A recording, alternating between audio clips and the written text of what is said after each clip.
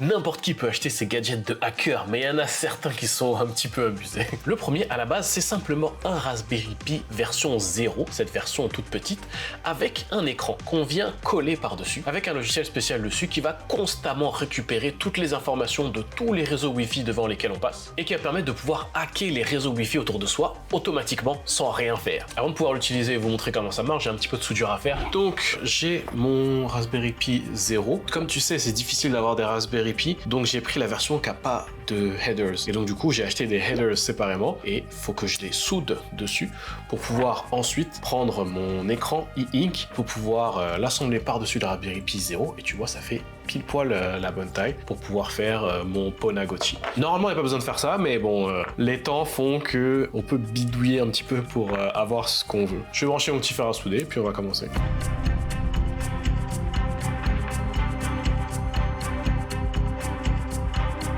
Je vais juste suivre les instructions sur le site du Ponagotchi. On va prendre une nouvelle carte SD.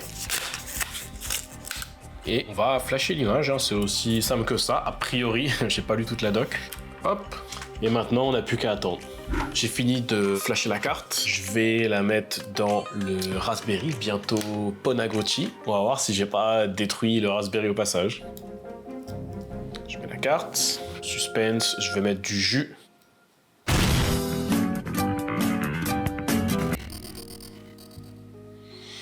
Il n'y a rien du tout. Il est peut-être dead, je vais voir. Je vais essayer d'enlever l'écran, voir. Ouais, non, il n'y a rien. Même quand je branche sans l'écran, j'ai pas de lumière. Normalement, il y a une LED ici qui s'allume. Donc là, j'ai rien. Je vais vérifier que j'ai pas des faux contacts ici, tu sais, un court-circuit. Mais il y a des chances que je l'ai tué. Ah, il s'allume. En tout cas, il s'allumait pendant une demi-seconde, donc il était peut-être pas tout à fait dead. Il s'allume, là c'est un peu faiblard, mais... Par contre, la batterie s'éteint toute seule. J'ai changé de batterie. Normalement, celle-là, elle va pas s'éteindre. Et on va le brancher, on va voir ce que ça nous donne. On a un peu de vie. Je sais pas vraiment ce que c'est censé faire. Je sais pas à quel moment l'écran est censé s'allumer ou quoi. Au moins, le Raspberry fonctionne. L'écran, je sais pas. Il va falloir que je vérifie si j'ai bien tout soudé. Il y a peut-être un pin que j'ai oublié, quelque chose comme ça. Je continue de fouiller et puis je vous tiens au courant.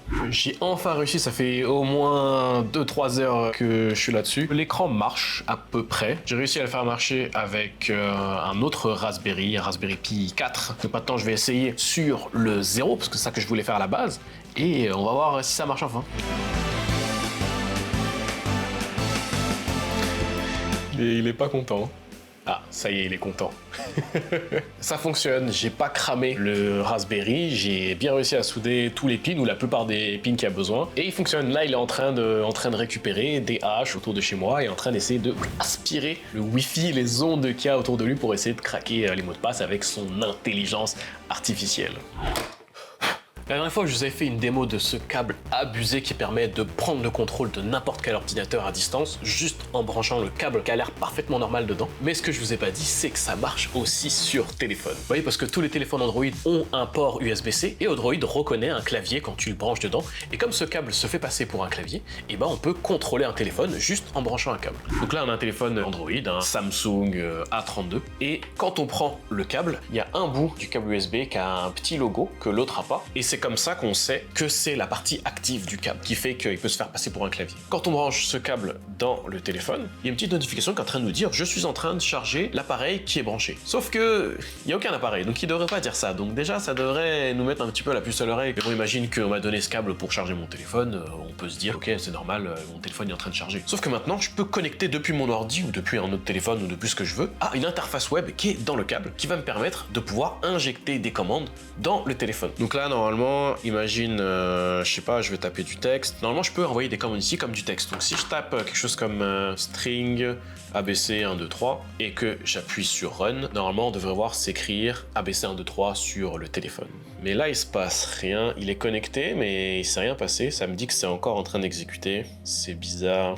Là, ce qui est bizarre, c'est que dans les paramètres clavier physique, ça me dit non connecté. Donc il détecte le câble, mais il détecte pas qu'il y a un clavier. Et quand j'envoie les commandes, ça bug. Donc je vais continuer à fouiller, mais t'inquiète, on va trouver. Le suivant, c'est cette carte Wi-Fi externe. On pourrait dire pourquoi externe, j'en ai déjà une dans mon ordi ou dans mon téléphone, sauf que celle-là, elle est très appréciée des hackers parce qu'elle permet l'injection de paquets. Ça veut dire qu'on va pouvoir créer nos petits paquets un petit peu spéciaux pour pouvoir les envoyer à des réseaux sur lesquels on n'est même pas connecté, pour pouvoir les faire bugger et pouvoir potentiellement recruter un petit peu plus d'informations et pouvoir craquer les mots de passe beaucoup plus facilement. Et un autre avantage aussi, c'est que comme elle est externe, on peut facilement rajouter des antennes qui nous rajoutent énormément de portée par rapport à une antenne interne qui est directement enfouie dans son ordi, tu vois. Mais on peut aller encore un petit peu plus loin.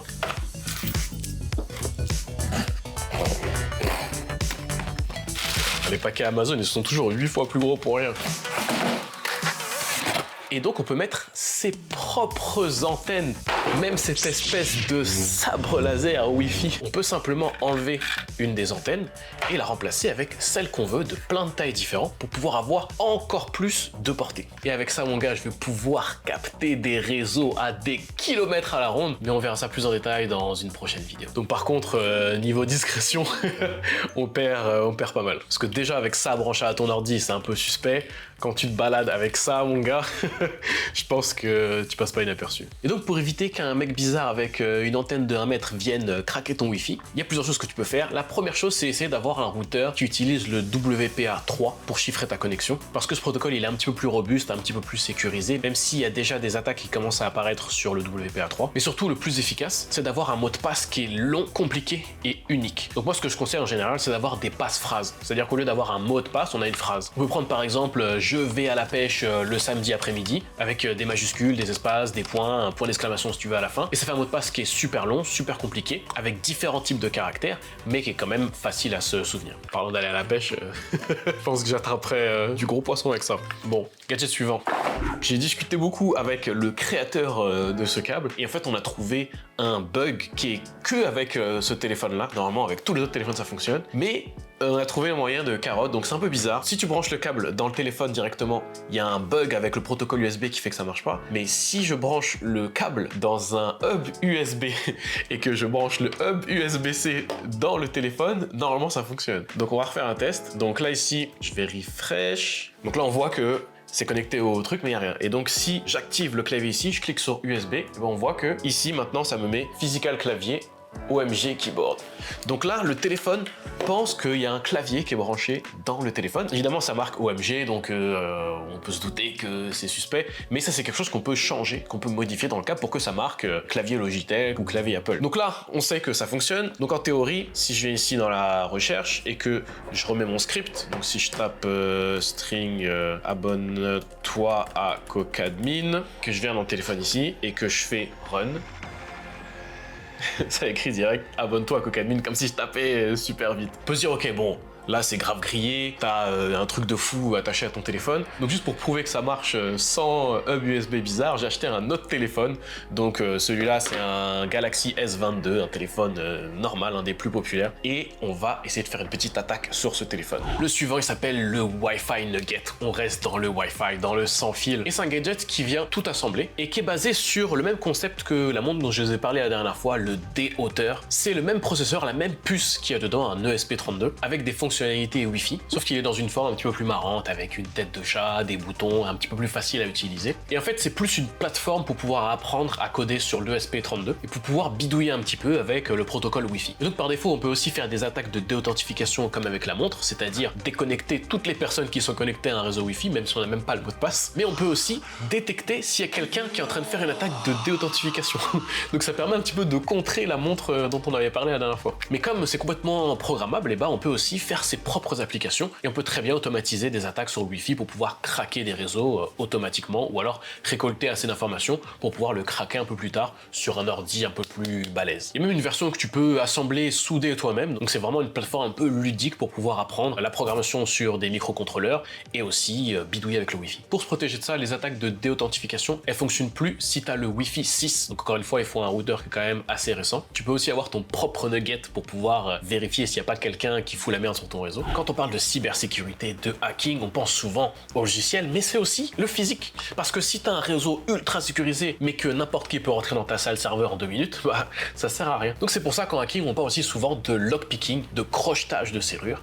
Et donc, peut-être vous avez déjà vu, on peut avoir des espèces de petites épingles, de petits outils en fer qui permettent de trifouiller dans la serrure, comme on l'a vu dans une dernière vidéo, et qui permet avec les bons skills, le bon doigté au bon endroit, de pouvoir ouvrir des serrures. Mais il y a un gadget qui permet de ne pas avoir à se casser la tête avec tout ça. C'est carrément un pistolet à crochetage. Tu vas le rentrer dans la serrure, tu vas appliquer une légère pression pour la faire tourner, et en peut-être 1 ou 2 secondes, ça va faire vibrer tous les pins un petit peu dans tous les sens, jusqu'à ce qu'automatiquement, ils se mettent tout seuls à la bonne position, et donc que tu puisses ouvrir la serrure. Et ça marche avec énormément de serrures différentes. Donc il y a différents modèles, mais en fait c'est tellement simple qu'il y a même des mecs qui les fabriquent eux-mêmes avec des brosses à dents électriques. Parce qu'une brosse à dents électrique à l'intérieur, c'est simplement une petite tige en métal qui vibre, et c'est exactement ça qu'on a besoin. Et donc avec ça, on peut fabriquer son pistolet à crochetage du ghetto avec une brosse à dents, et ça permet d'ouvrir une grosse quantité de différentes serrures, de cadenas, etc. Pour se protéger, en sécurité comme d'habitude, il n'y a jamais de solution infaillible, incraquable, mais forcément, le plus tu vas avoir une serrure de meilleure qualité, qui va potentiellement être un peu plus cher. De ce que j'ai compris, les serrures commerciales pour entreprises sont un petit peu mieux parce qu'elles ont parfois plus de pins, mais pour cette technique-là, ça change pas grand-chose. Il faut vraiment un différent mécanisme pour pouvoir empêcher cette technique. Il y a vraiment plein de types de serrures différentes qui sont un petit peu moins traditionnelles. T'en as qui ont plusieurs rangées de pins, t'en as qui ont des pins qui sont au-dessus et aussi en dessous, et t'as plein d'autres aussi qui permettent de résister à ces types d'attaques. Souvent, c'est un peu une question de temps, c'est-à-dire que la serrure va être peut-être plus lente à crocheter ou plus difficile, ou va demander des outils un peu plus spécialisés. Et en fait, c'est ça qu'on veut. On veut ralentir l'attaqueur pour que ça soit tellement chaud pour lui qu'il se dise pourquoi je me fais chier à essayer d'attaquer ça alors que je peux aller attaquer tous les autres qui sont beaucoup plus faciles. Si t'es protégé de ça, protégé aussi des bump keys, déjà t'es quand même mieux protégé que 95% des serrures. Donc là, j'ai bidouillé un petit peu, mais je peux enfin vous montrer comment ça marche sur un téléphone, un Galaxy S22, un téléphone tout ce qu'il y a de plus normal, et j'ai branché mon fameux câble dessus, et comme vous voyez, il n'y a rien de branché dessus, et je vais à distance lancer mon script ici, et on va voir ce qui va se passer sur le téléphone. Là, ça commence à faire des choses. Ah, ça a tapé du texte grave vite, ça a téléchargé un fichier, là ça va dans les paramètres, c'est en train de lancer un truc, là c'est en train d'installer une application, ah c'est en train d'activer, et c'est fini, c'est revenu au tout départ. Maintenant que c'est fait, si je vais sur mon ordi ici, j'ai une petite application qui me permet de contrôler à distance ce téléphone, de faire tout ce que je veux avec. Donc là par exemple, je peux aller dans la caméra et je peux prendre une photo de la première caméra et je récupère la photo de la caméra. Je peux même choisir si je veux la caméra de derrière. Il y a juste une petite icône qui apparaît et qui disparaît pendant vraiment 1 seconde, il faut vraiment faire attention, et ça prend une photo. Mais ce qui est encore pire, je peux voir les contacts, voir les messages, voir les appels, je peux vraiment, c'est mon téléphone maintenant, je peux faire tout ce que je veux depuis l'ordinateur, je peux lancer les appels, écouter les conversations, je vais vous montrer. Si je vais dans le microphone ici, j'appuie sur enregistrer, et bah là en ce moment, le téléphone est en train d'enregistrer ma voix et de l'envoyer à mon ordinateur à distance. Et bah là en ce moment, le téléphone est en train d'enregistrer ma voix et de l'envoyer. Donc la qualité est pas ouf, mais tu vois, ça a enregistré. Et ce qui est encore pire, mon gars, ce qui est encore pire. Là maintenant, le téléphone, même s'il est éteint, même si le câble est débranché, regarde, le téléphone il est comme ça, et je te montre, je te le mets comme ça, et si je prends une photo de la première caméra, et bah je vais recevoir directement l'image ici. Si tu regardes, ça a pris une photo directement de ma caméra là qui est en train de filmer. C'est-à-dire que le téléphone, une fois qu'il est comme infecté entre guillemets, je peux le poser sur la table et on peut faire tout ce qu'on veut avec. On peut écouter les conversations, on peut prendre des photos, on peut vraiment tout faire. Donc déjà ça c'est grave abusé, mais tu peux te dire encore, bon il faut que le téléphone soit débloqué. Mais tu peux aussi utiliser le câble pour trouver le code du téléphone. Bah oui, parce que comme c'est un clavier, on peut brancher le câble et faire un script qui va essayer tous les codes jusqu'à trouver le bon mot de passe pour pouvoir déverrouiller le téléphone. Et quand tu as un code actif, il n'y en a pas tant que ça. Là si on vient dans le téléphone, ici, ça me demande un code. J'ai pas les empreintes, il faut que je rentre le code. Mais je branche mon câble dans le téléphone et je vais pouvoir lancer mon script. Et quand je le lance, et bah ça va rentrer des numéros 000, 1111, 25 et ça réessaye. Et évidemment, au bout d'un certain nombre d'essais, et bah on a un timer qui arrive de 30 secondes, mais le câble est configuré pour tous les 5 essais, attendre 30 secondes avant de continuer à réessayer les autres. Et petit à petit, il va finir par trouver.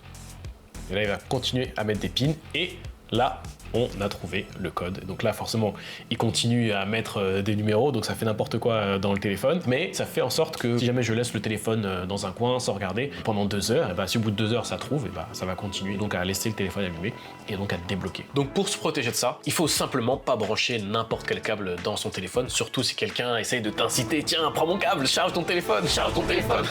Mais c'est pas valable juste pour les câbles, c'est valable pour n'importe quel gadget ou clé USB ou accessoire ou dongle ou hub que tu branches dans ton ordi ou dans ton téléphone. Faut éviter de brancher n'importe quoi. Idéalement, garder son téléphone locké, si vraiment branché sur un câble qui a l'air un peu bizarre. Encore que, comme on a vu, c'est pas forcément la meilleure de protection. Mais ce qui est encore mieux, c'est d'avoir un mot de passe qui est beaucoup plus long que juste 4 chiffres. Alors, si tu fais le calcul, ça prend juste que quelques heures pour essayer toutes les combinaisons possibles de code à 4 chiffres. En plus de ça, il y a des listes de codes qui sont les plus souvent utilisées, parce que souvent on utilise des répétitions ou alors des dates de naissance, des choses comme ça. Donc on peut trouver encore beaucoup plus rapidement. Mais si on est vraiment sérieux avec la sécurité de son téléphone, il faut avoir un mot de passe, voire même une passe-phrase qui est très longue, qui est plus longue que 12 caractères avec plusieurs types de caractères différents. Comme d'habitude pour les mots de passe, le plus long c'est, le plus compliqué, c'est le mieux. Si tu t'intéresses au hacking, il y a une compétition qui va démarrer dans quelques jours, du 5 au 7 mai, et qui est créée par l'école 2600 qui est le sponsor de cette vidéo. C'est grâce à eux que je peux vous montrer tous ces gadgets de hacking un peu marrants. Et donc le concours de hacking, c'est un CTF, un capture de flag. Il a des challenges dans plein de catégories différentes, donc comme le web, le reverse engineering, l'OSINT, l'open source intelligence, devoir trouver des informations sur le net à propos de quelqu'un, ou même la cryptographie. Et il y a des challenges de tous les niveaux. Donc pour les débutants, c'est vraiment le meilleur moyen de se lancer dans la cybersécurité. Et même pour les plus hardcore d'entre vous, il y a largement de quoi se challenger. Et surtout, il y a 26 000 € de cash prize à gagner pour les 12 finalistes. Donc la finale sera en juin à l'école 2600 et je serai là en direct pour streamer l'événement. Ça va être grave stylé, donc si ça t'intéresse, moi je t'invite à participer. Inscris-toi sur podme.fr et on se retrouve en finale.